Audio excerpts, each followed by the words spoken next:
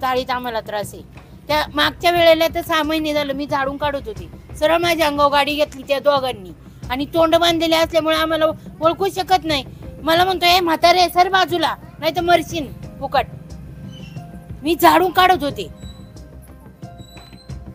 रात्री काय रात्री ती अचानक आली, काही घालून आली, काही विकून आली, गाड्या फोडत दना घातले.